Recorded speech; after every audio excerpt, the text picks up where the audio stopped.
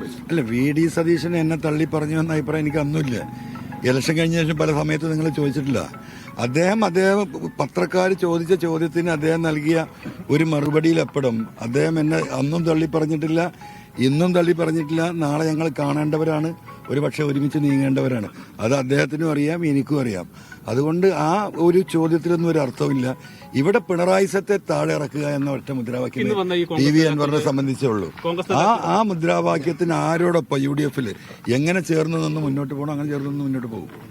ഇന്നിപ്പോ കോൺഗ്രസ് നേതാക്കൾ വന്ന പ്രതികരണത്തിൽ VT ബൽറാം നടത്തിയിട്ടുള്ള ഒരു പ്രതികരണം എന്ന് പറയുന്നത്, താങ്കൾ ഇപ്പോൾ VD സതീശനെതിരെ നടത്തിയിട്ടുള്ള അഴിമതി ആരോപണം, അതുപോലെ രാഹുൽ ഗാന്ധിക്കെതിരെ നടത്തിയിട്ടുള്ള ആരോപണം, ഇതെല്ലാം തിരുത്താൻ തയ്യാറാകണം, എന്നാൽ ഈ വിഷയത്തിൽ വിഷയാധിഷ്ഠിത പിന്തുണ നൽകുന്നു എന്നുള്ളതാണ്. അത്തരം ആരോപണങ്ങളിൽ തിരുത്താൻ തയ്യാറാകുമോ? അല്ല, അത് ഞാൻ കേട്ടില്ലല്ലോ. അപ്പൊ നിങ്ങൾ ചോദിക്കുന്നത് അങ്ങനെ ആൻസർ ചെയ്യാൻ പറ്റില്ല. രാഷ്ട്രീയ നിലപാട് വ്യക്തമാക്കട്ടെ, അതിനുശേഷം ചർച്ച നടത്താമെന്നാണ് UDF പല നേതാക്കളും പറയുന്നത്. അങ്ങനെ ഒരു രാഷ്ട്രീയ നിലപാട് ഇനി അങ്ങയുടെ ഭാഗത്തുനിന്ന് ഉണ്ടാകുമോ? അതായത് UDF ചേർന്ന് പോകാം എന്നുള്ളൊരു രാഷ്ട്രീയ. അല്ല, അതാണല്ലോ ഇപ്പൊ ഞാൻ ആകത്തോടെ പറഞ്ഞു വന്നത്. ഇവിടെ പിണറായി സത്തെ താഴെ ഇറക്കുക, അതിനെന്ത് വേണം, ആ എന്ത് നിലപാടും ഞാൻ സ്വീകരിക്കും. ഒറ്റ കാര്യം കൊണ്ട്, ഒരു സംശയം കൊണ്ട് ചോദിക്കാം. ഇതുവരെ ഒറ്റയാൾ പോരാട്ടമാണ് നടത്തിയിരുന്നതെന്ന് പറഞ്ഞു. അതുകൊണ്ട് അപ്പൊ ഇനിയിപ്പം UDF ചേർന്ന് മുന്നോട്ട് പോകും എന്നതാണോ? അല്ല, എന്ന് വേണമെങ്കിൽ നിങ്ങൾക്ക് കണക്കാക്കാം. എന്തായാലും പിണറായി സത്തെ തകർക്കാൻ ഇവിടെ ഇപ്പോൾ മുൻഗണനയിലുള്ള ഇവിടുത്തെ പ്രതിപക്ഷം ഇവിടുത്തെ UDF ആണല്ലോ. അവരോടുമായി സഹകരിച്ച് എന്റെ ശക്തി കൂടി അതിന് പകരുന്ന നിലപാടായിരിക്കും. ജയിലിൽ പോകുന്നതിന് മുൻപ് പല ദുരനുഭവങ്ങൾ ഉണ്ടാകാൻ സാധ്യതയുണ്ടെന്ന് അങ്ങ് പറഞ്ഞിരുന്നു. ആദ്യഘട്ടത്തിൽ മഞ്ചേരി സബ് ജയിലിലേക്ക് കൊണ്ടുപോകുന്നു പറഞ്ഞു, പിന്നീടാണ് തവനൂരിലേക്ക് മാറ്റുന്നത്. അത്തരം എന്തെങ്കിലും അനുഭവം ഉണ്ടായോ? ജയിലിലെ കാര്യമൊക്കെ വളരെ മോശമായിരുന്നു.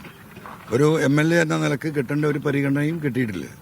മനസ്സിലായില്ലേ? അപ്പം അത് ഞാനിപ്പോൾ പറയാത്തതെന്ന് വെച്ചാൽ പൊതുവിൽ MLA-മാർക്കുള്ള പരിഗണന എന്താണ് എന്നുള്ളത് സത്യത്തിൽ എനിക്കറിയില്ല. അതായത് ക്വാറന്റൈൻ സെല്ലിലാണ് അങ്ങേ പാർപ്പിച്ചെന്ന രീതിയിലുള്ള ആരോപണങ്ങളൊക്കെ പുറത്തുണ്ടായിരുന്നു, അങ്ങനെയാണോ? അല്ല, മോശമായ സ്ഥിതി തന്നെയായിരുന്നു. ഭക്ഷണം ഞാൻ കഴിച്ചിട്ടില്ല, കാരണം കഴിക്കാൻ പറ്റുന്ന ഭക്ഷണമല്ല എനിക്ക് കൊടുത്തു തന്നിട്ടുള്ളത്. ഞാൻ എന്താ പറയാ, രാവിലെ ഒരു ചായ കുടിച്ചു, ഒരു കഷ്ണം ചപ്പാത്തിയും കഴിച്ചു. അപ്പോ അല്ലല്ല പറയാനില്ല, ഉച്ചയ്ക്ക് ശേഷം കൊണ്ടുവന്ന ഭക്ഷണം എനിക്കത് കഴിക്കാൻ എനിക്ക് എന്തോ ഇനിയിപ്പോ 10 ദിവസം ഭക്ഷണം അല്ലെങ്കിൽ വെള്ളം കുടിച്ചാൽ ജീവിക്കല്ലോ. അല്ല, ഇവിടെ കൊടുക്കുന്ന ഭക്ഷണം തന്നെ, ഞാൻ ആ ഭക്ഷണത്തിനെ കുറ്റില്ല. ഇവിടെ അങ്ങനെ എല്ലാം മോശമാണെന്ന അഭിപ്രായമൊന്നും എനിക്കില്ല.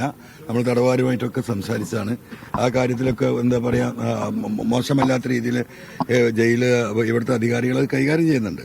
ഞാൻ എന്റെ മാത്രം TV അൻവർ എന്ന് പറയുന്ന വ്യക്തിയല്ല, കേരളത്തിലെ നിയമസഭാ സാമാജികന് ഒരു MLA-ക്ക് കൊടുക്കേണ്ട പരിഗണന എനിക്കതറിയില്ല.